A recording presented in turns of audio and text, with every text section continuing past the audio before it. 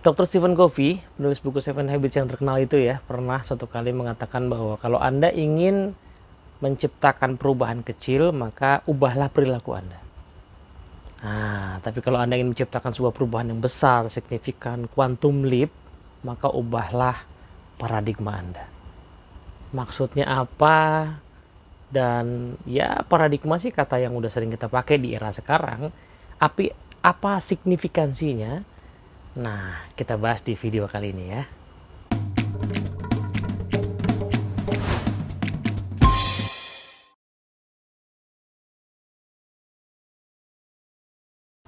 Oke, assalamualaikum warahmatullahi wabarakatuh. Halo teman-teman semua.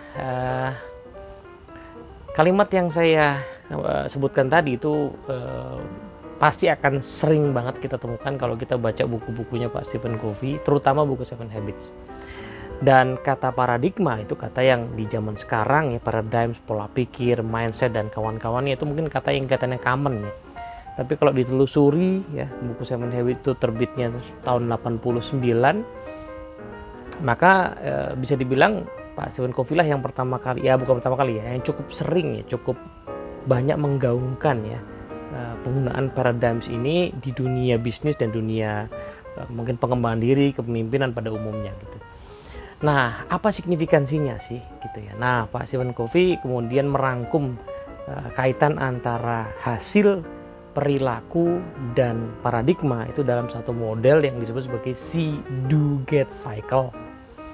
Jadi see do get cycle itu digambarkan sebagai sebuah lingkaran yang ya muter gitu ya. Nah, jadi cara bacanya itu bisa dua ya. Bisa dimulai dari see, yaitu see atau paradigma, pola pikir itu mempengaruhi perilaku. Nah, dan perilaku mempengaruhi hasil.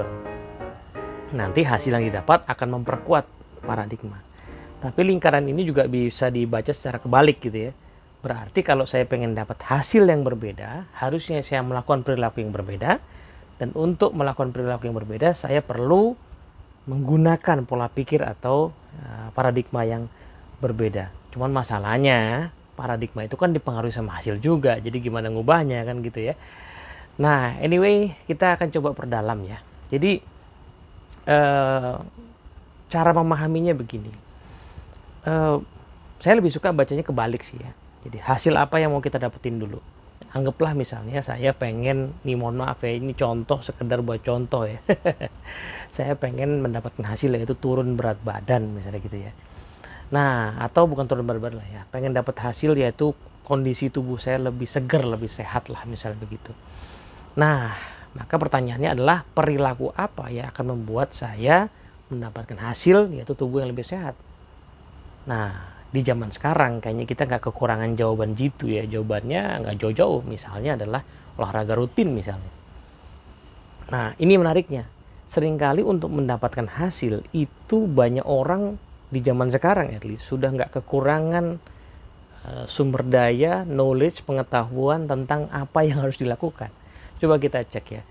Ya, googling aja dengan kata cara atau tips.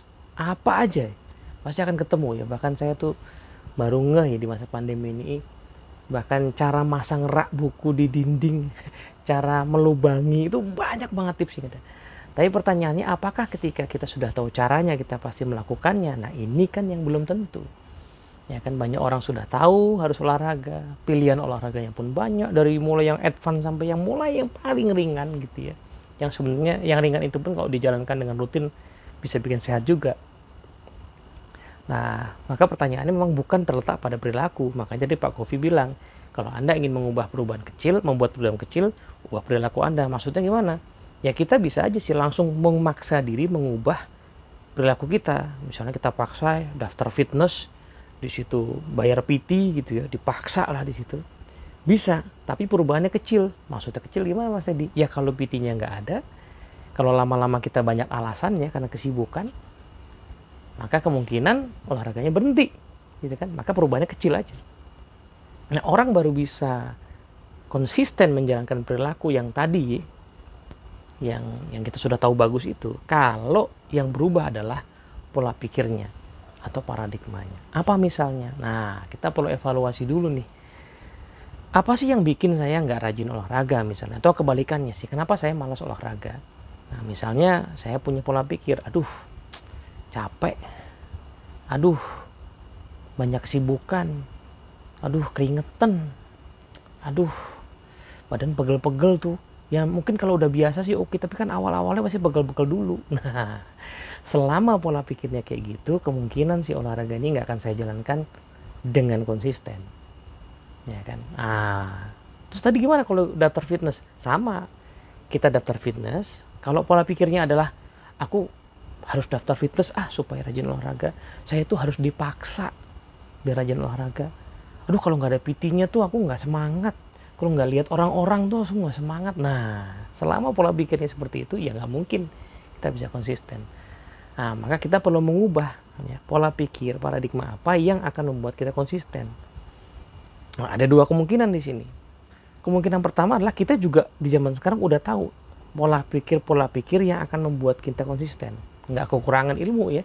Kita bisa browsing gitu kan, mindset yang tepat untuk olahraga bisa gitu ya. Nah, tapi pertanyaannya adalah paradigma itu ternyata sesuatu yang very personal. Sesuatu yang paling pas dengan diri kita, yang klop dengan keseluruhan dari diri kita. Jadi memang kita prosesnya harus nyari dan mencoba menggunakan pola pikir yang pas. Nyarinya bisa nyari sendiri, kita merenung gitu ya, apa ya kira-kira ya misi saya, apa ya kira-kira tujuan saya berolahraga ini, apa ya niat saya. Nah, niat, visi, value itu nanti akan bisa jadi paradigma kita. Kalaupun nggak nyari sendiri, kita bisa belajar dari orang lain. Nah, lalu kita cobain mana yang cocok dengan kita.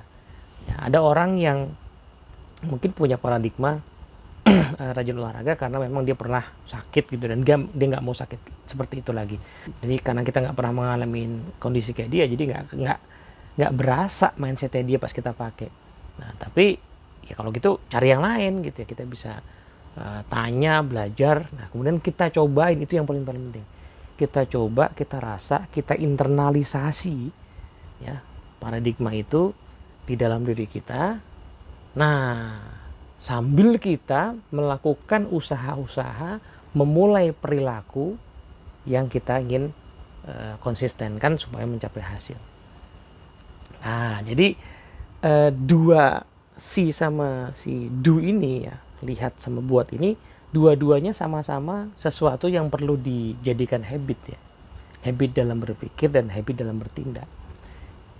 Sebagus apapun paradigma, kalau tindakannya itu misalnya terlalu jauh, terlalu lompat gitu, anggaplah saya sudah mengadopsi paradigma pola pikir dari seorang olahragawan gitu ya. Tapi kan badan saya belum badan olahragawan. Jadi kalau saya mengikuti persis latihannya mereka, pasti saya akan gagal gitu.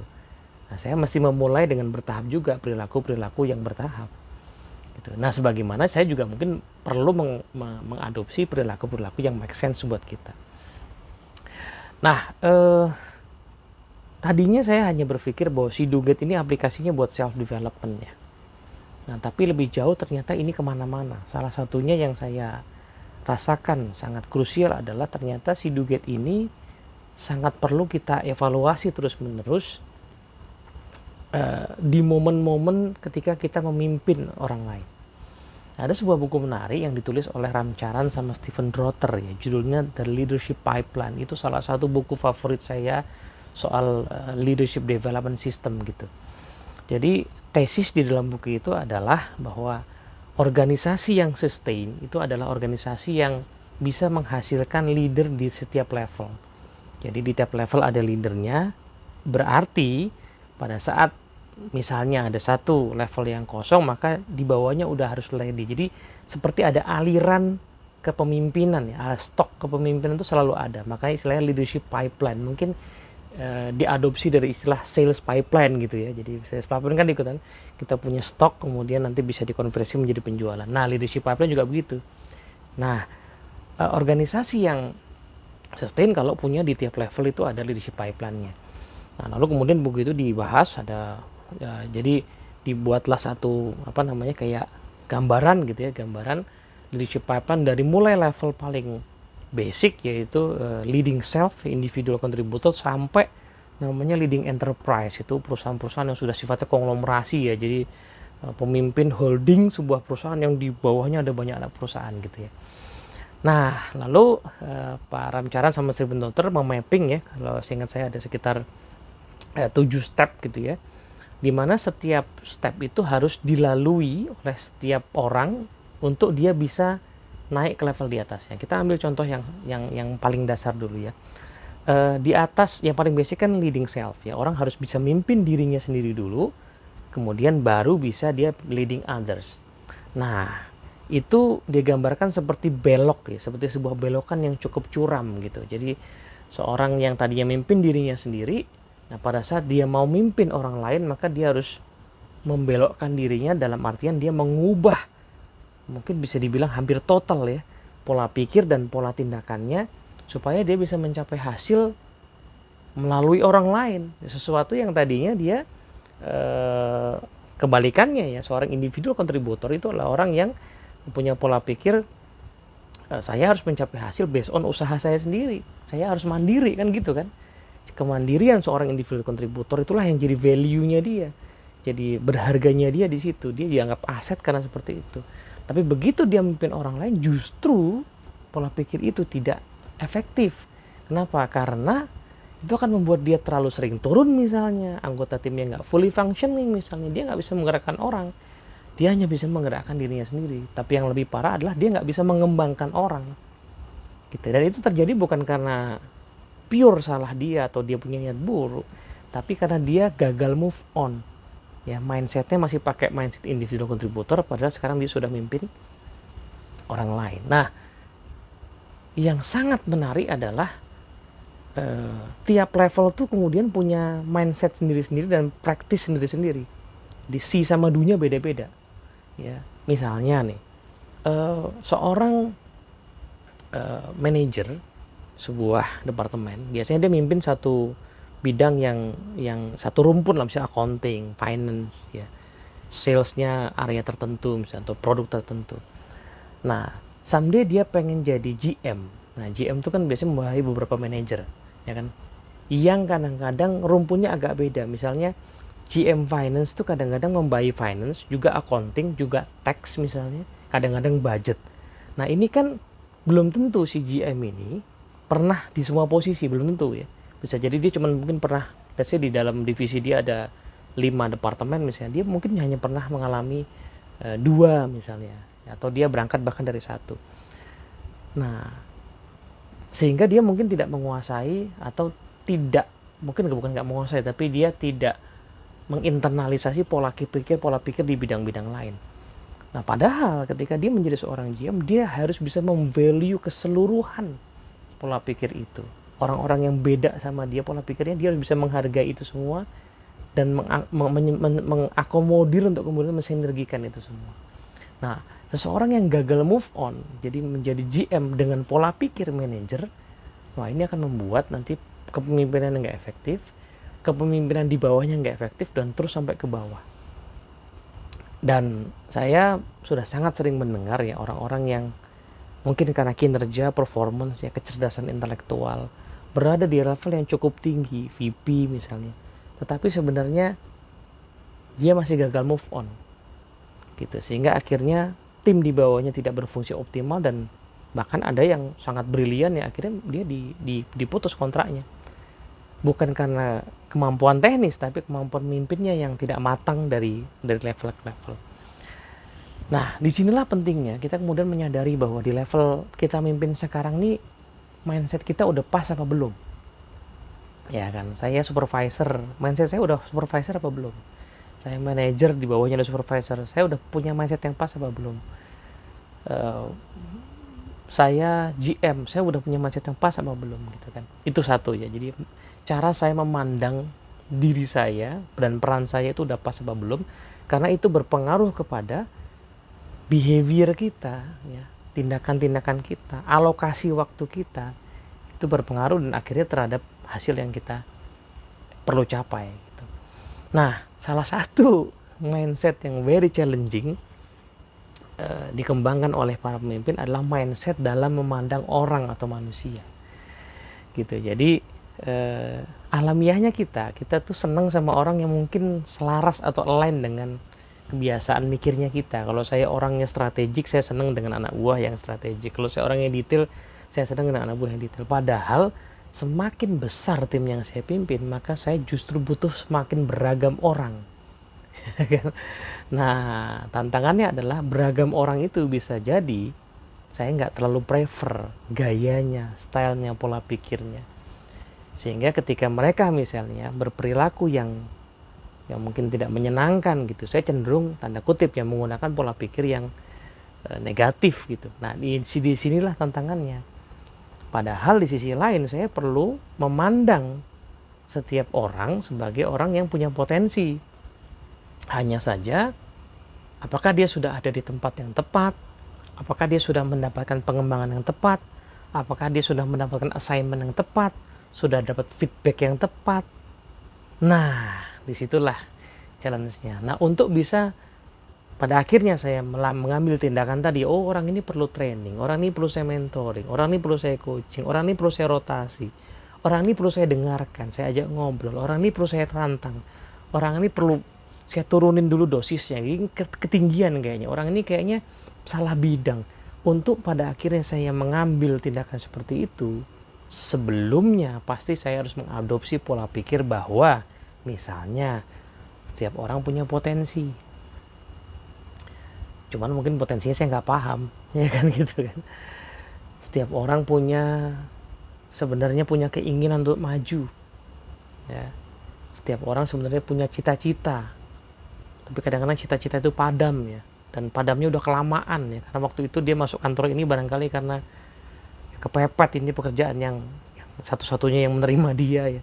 Dan udah kadung 10 tahun lebih misalnya. Dan lama-lama udah pasrah.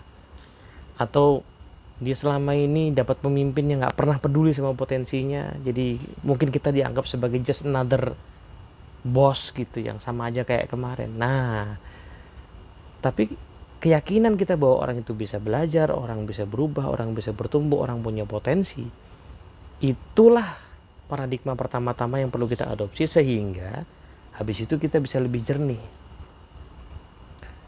Ini kan orang punya potensi ya, tapi kok nggak keluar, kira-kira salah di mana ya? Dia nggak punya kemauan, dia belum punya kemampuan, dia salah tempat, dia perlu dikasih mentor, dia perlu dikasih training, dia perlu dikasih pendidikan yang lain, dia perlu dikasih tugas yang berbeda, dia perlu ditantang, dia perlu diturunin sedikit assignmentnya karena sekarang kegedean dan seterusnya. Nah, segala tindakan kita baru akan kita lakukan dengan cermat ketika pola pikir kita itu kemudian berkembang. Nah, mindset yang kedua adalah mindset yang perlu dikembangkan kita sebagai pemimpin, itu adalah mindset yang di zaman sekarang ya, mindset yang bersifat strategik. Karena begitu kita pernah sukses, biasanya kita akan, ya tadi kan lihat buat dapatnya, si dapat ini kan mempengaruhi pola pikir kan. Begitu kita pernah sukses, maka kita akan cenderung berpikir untuk mengulangi kesuksesan itu. Nah, padahal kadang-kadang ya tadi yang Mbak Kofi bilang ya, kalau ingin membuat quantum breakthrough ya, kita harus berpikir sesuatu yang di luar apa yang kita kerjakan sekarang gitu. Jadi kalau saya tahun ini punya target dan saya kejar target tahun ini, ya itu akan membuat tim saya hidup tahun ini.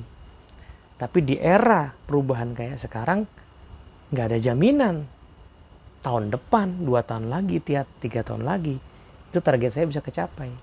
Maka as a leader kita perlu mikir agak panjang nih, menggunakan paradigma yang lebih luas. Oke, sekarang saya memang tim saya masih achieve gitu ya. Tapi kira-kira 2 tahun lagi kita bisa achieve apa ya? Kira-kira kalau 5 tahun lagi kita masih survive as a team. Ya di zaman sekarang banyak ya tim yang dibubarin, dilebur, diganti gitu ya. Tapi kita masih achieve, kita masih survive, kita masih bisa kontribusi. Apa ya kira-kira yang perlu kita kembangkan, yang belum kebayang sekarang? Market mana yang belum kita garap? Nah, ini juga lagi-lagi berawal dari pola pikir, ya paradigma. Yang, seringkali terbelenggu oleh hasil kemarin. Kebalikannya juga bisa. Kalau kita kemarin sering gagal ya, dapatnya itu dapat yang tidak memuaskan gitu, otomatis mempengaruhi paradigma, ini emang nggak bisa, ini doesn't work, ini nggak bisa, ini nggak mungkin. Akhirnya juga kita nggak melihat potensi. Nah, jadi at the end Pak Kofi bilang bahwa lihat buat dapat itu siklus ya, karena ini sesuatu yang perlu dilakukan secara reguler ya. Jadi secara reguler, entah bulanan ya, semesteran, tahunan, kita perlu ngecek gitu. Apakah saya masih mendapatkan hasil yang saya mau, saya harapkan, berarti apakah saya harus ya mulai memikirkan perilaku yang berbeda. Tapi yang lebih penting adalah apakah saya sudah menggunakan pola pikir yang tepat untuk situasi sekarang, atau jangan-jangan saya masih terbelenggu di pola pikir yang lama. Kenapa saya susah mimpin tim saya sekarang ini? Jangan-jangan bukan karena mereka yang susah dipimpin, tapi saya tanpa sadar masih menggunakan pola pikir yang lama. Mereka nggak kayak saya, mereka nggak kayak tim saya yang kemarin. Aduh, saya mimpin di Indonesia Timur nih susah banget.